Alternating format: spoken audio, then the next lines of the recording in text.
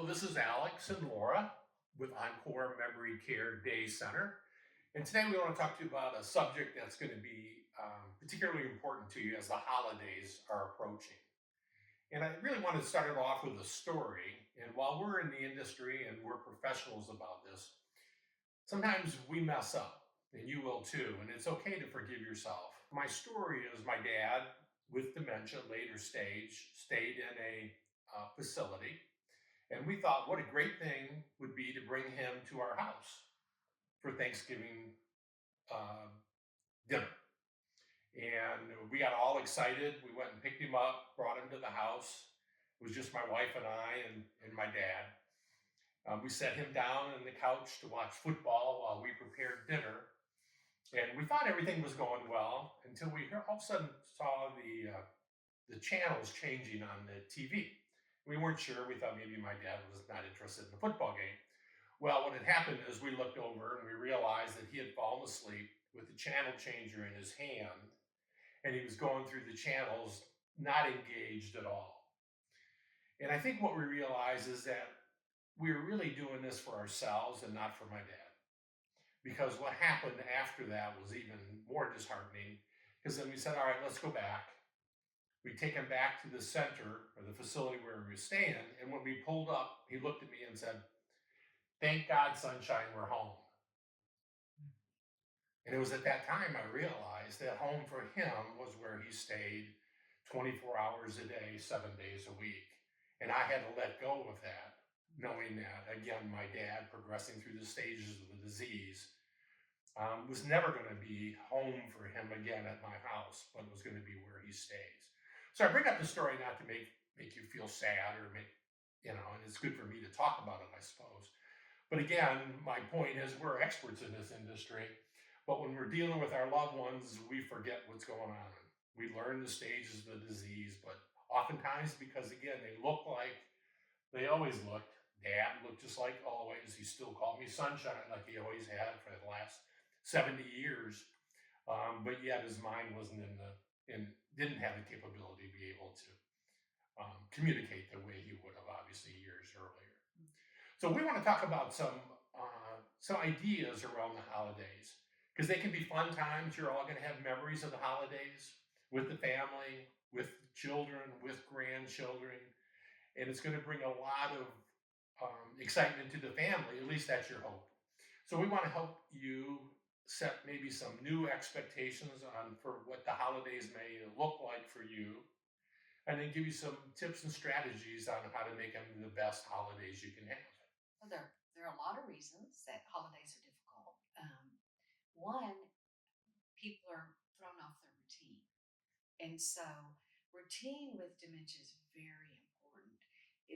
They're struggling; they have damage to their brain, and they're struggling day to day to just cope with the day. So during the holidays becomes very chaotic, and there's a lot of expectations that um, really need to be just tampered down a little bit in order to make the holidays joyful for the dementia patient and for their caregiver, their loved ones at home. Sure. So, I mean, think about holidays even without somebody with dementia. yeah, They're stressful times, yeah, especially when people are coming in from out of town. Again, routines are disrupted. People may be staying in the house that hadn't stayed in the house before. Now you add the element of your loved one with dementia struggling with the disease. Like Laura said, they look the same. They're great liars because they'll tell you everything is great, but underneath the covers, we realize that's probably not the case. Think about your house now. You didn't have a Christmas tree up, if that's how you celebrate Christmas. You only do it once a year. Well, that's changing dramatically the the environment environment. in the home. Mhm. So that's a sensory overload now because now they're trying to understand why in the world you put a tree in your living room with lights on it and decorate it as well as you do because they don't really even probably understand the concept of the holiday. In this particular case, it would be Christmas. So that becomes a sensory overload for them. The fact now that people are coming into the home, as we talked about, the grandchildren are coming into them, is creating a higher level of stress in the house. While it's fun to have grandchildren running around, they also create this environment now and sensory overload that they may be struggling trying to remember who the grandchildren are, first of all, and then how best to communicate them. At the same time, the grandchildren are having a difficult time communicating with grandpa the way they've communicated with him in the past. I would say about the Christmas tree, it can be overloading or not. It's a difference in their environment. So that can be a problem. Mhm. Probably don't want to put flashing lights on the tree Yeah. because that could be too much. But bringing a tree into the that could remind them. I mean, depends on what stage they're in. Right. That could remind them of the past, and that's something that would bring them joy when they see the Christmas tree.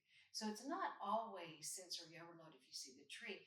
It does change the environment, but a lot of times it'll be reminding them that hey, it's Christmas time and it's a happy time. Mhm. So um, I would say it's not depending on the stage of the person. A Christmas tree might be a welcome thing, even though it changes the environment a little bit. It does remind them of happy times. I think that what people need to do i- with sensory overload, that question, mainly if they're in the beginning to mid stages, is just make sure that there's not too many flashing lights or too many people around. You might want to reduce the size of your gatherings. Like if you have a big family and you're used to having 20 people in the house, maybe with someone with dementia, you might want to do several smaller gatherings rather than one big one. Mhm. And just prepare your family ahead of time. Call your family, send them an email that says, Dad is having difficulty right now because he has been diagnosed with dementia. That means his brain is damaged. He can no longer cope with too much chaos. So I am going to try to tamper down the chaos for him so that the holidays can be more enjoyable for him and more enjoyable for you. So what we've chosen to do this year is not expect perfection. We have to reduce our expectations. Our holidays are not going to be perfect, and we have to just accept that it's not going to be a Mhm. perfect. It's not going to be the way it used to be. If your expectations and your desire is to have a big family gathering, just like always, there's going to be something bad that happens usually with someone with Sure. dementia, just because it's too much for them. They're trying to cope with what's going on in their brain. They're trying to make sense of everything. They're trying to be normal, but if there's too much going on, they are going to be unable to maneuver through all the things that are going on. So our advice is really smaller gatherings and more of them rather than one big huge crazy gathering, and to eliminate the flashing lights on the trees. Make sure that if there are lights on your trees that they don't flash. Sure, sure. I think that's a good point. And back to the tree again. Uh-huh. Have them engage, hopefully, in decorating that tree. Yeah. Make it an activity, Yeah. and you may Yeah. do it over a couple days Hmm. and have fun. Because remember, their long-term memories in the earlier stages is fully intact, so they're going to Right. remember the idea of the Christmas tree. Right. So now by introducing it and now having them be a part of it, and they may not have been when they're in younger years, right? Maybe the wife always put up the tree and all the decorations while dad was at work, but now he's got an opportunity to participate in it. And when Dad was a child, he helped decorate the tree, Sure. so he still has that memory. And that so if he's doing something that stimulates his long-term memory, that's always good, in my opinion. That's right. That's what I think. I agree. And you may have to ask your guests not to stay at the house. They may have to get a hotel room. Yeah. Again, limiting the exposure of the loved one to the guests who he may not even know who they are. So to him, they may be strangers coming into his house. He may Yeah. be fearful of the people that are Yeah. now here, especially if he hasn't seen them in a while. Right. So we've got to eliminate that as well. And that's another thing too. Don't get your feelings hurt. You need to prepare your relatives that if he doesn't or she doesn't recognize them, that is not um, a lot of people get hurt over that, but it it's not necessarily that they don't recognize them. They do know that you exist. They know about you. They may just have been thinking about you as how you looked earlier in your life, maybe not how you look Mhm. now. So, in the beginning stage, they're certainly aware that they have dementia. They're aware that they forget things. So, something that or a tip or a strategy that I would advise that really works for sparing people's feelings and for also helping the person with dementia is instead of saying something like, "Hey, do you remember me?" and not telling them who you are, um, say, "Hey, I'm Joanne, your cousin. I'm so glad to see you." Just announce who you are, Mhm. and that keeps them able to stay in the conversation and recognize who you are, even if they don't That's right. really, and it doesn't hurt your feelings. So if you prepare your relatives to always, in a pleasant way, just introduce themselves. Hey, it's me, Uncle Mike. It's me, Aunt June. It's me, your granddaughter, Elizabeth. Sure. It's helpful. Yeah, it's a great tip. Well, I think some of the things you talked about are great ways to navigate around. Again, not taking it personal. But I remember emotions are contagious. Yes. And just like the examples Laura was given just now, when you're introducing yourself and you've got a big smile on your face, Hmm. they may not be able to put any of that together, Hmm. but they do recognize that you got a That's right. smile. You're very non threatening to them, Hmm. and that may relax them as it should in carrying on a conversation with you as best that they can. Yes. And I think the other thing that you mentioned, of course, is making everybody aware that grandpa is very different than he was previously. So we need to be aware of that and actually become the educator then and the advocate for your loved one. Yes. Also, you want to keep them in their routine as much as possible. Holidays naturally throw them off their routine, but if you can keep them in their routine as much as possible, wake them up the same time you always wake them up. If they come to the center 2 to 5 days a week, if they come to the center, they need to continue that routine because a lot of times people are tempted to say, "Well, I've got relatives in town. It's so hectic, so hard. I'm just going to let them spend time with their relatives." Well, their relatives are not trained in dementia in most cases. So that's going to put a lot of burden and stress on their relatives and on the loved one, on grandpa who needs to Mhm. come to the center. So if they stay home with someone that's not dementia trained, the chances of that going south is very high. So, what we advise instead is keep them on the routine, keep them coming to the center, let their relative come with them to the center because then they don't have to come up with activities that stimulate their Mhm. brain. They can engage with them in whatever activities they're participating in and have a more enjoyable experience with their loved one than being responsible for Mhm. what they do. And also, the loved one stays in the routine and they stay more content and more happy. So, it's very, very good for them to continue their routine as much as possible. Don't take them off their routine. I've seen just terrible things happen when Sure. they get off the routine. Yeah, exactly. And traveling for the holidays too, we probably need to cover that. Yeah. I would think the number one thing is don't expect perfection, okay? Because we tend to envision in our mind the perfect holiday. This is all going to come off as Mhm. planned.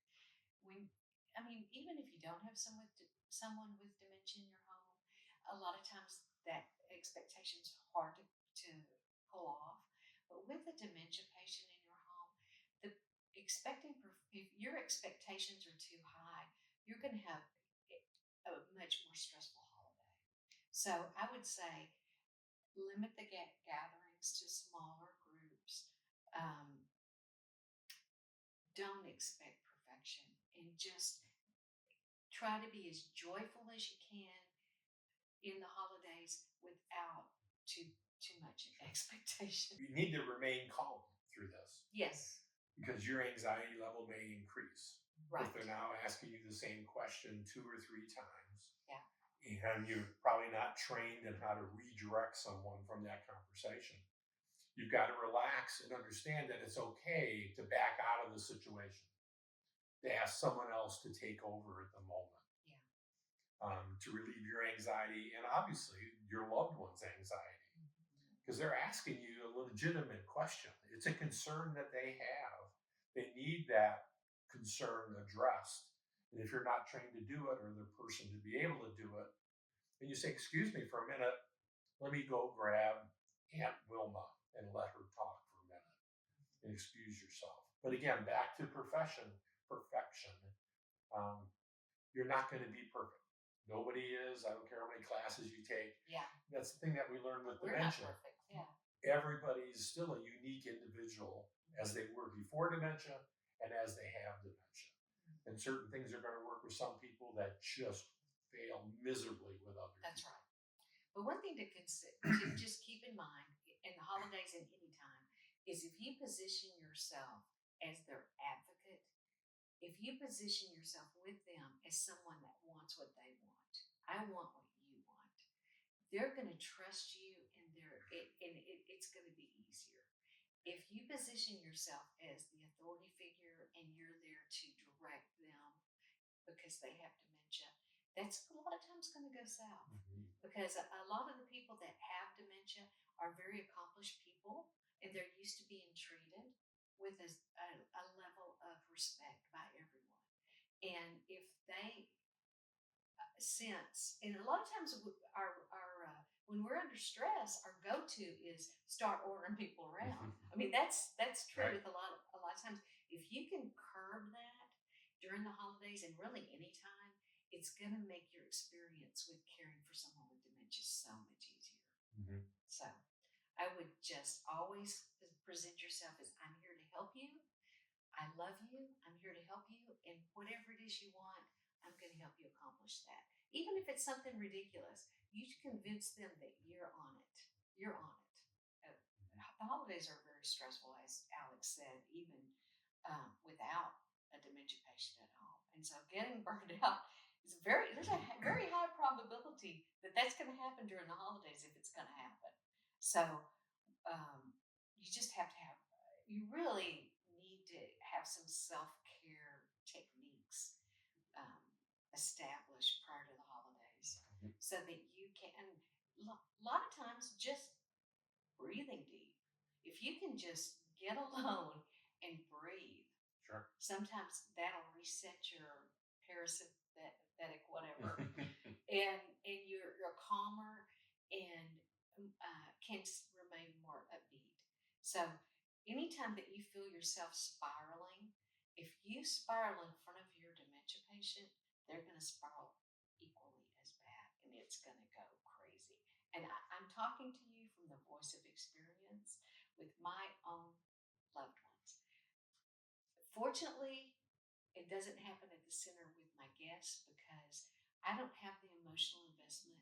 I love them, but I don't have the emotional investment in them that I did with my loved ones. I know who they are when they come into my center. I don't know what they've lost. So it's so much easier to just be upbeat with them and to address them as who they are. And it's just easier to use my dementia techniques with them. Sure. With my loved ones, it was much harder. So I know that I'm training you on something that's easy for me with your loved one, but might be harder for you because you do know what they lost. You are grieving, and you're grieving what they lost. And so if you can kind of put that aside and think, this is who mom and dad is today, they're never going to be this other person. This is who they are right now. And try to remain upbeat. Your emotions will be contagious. They'll stay upbeat too.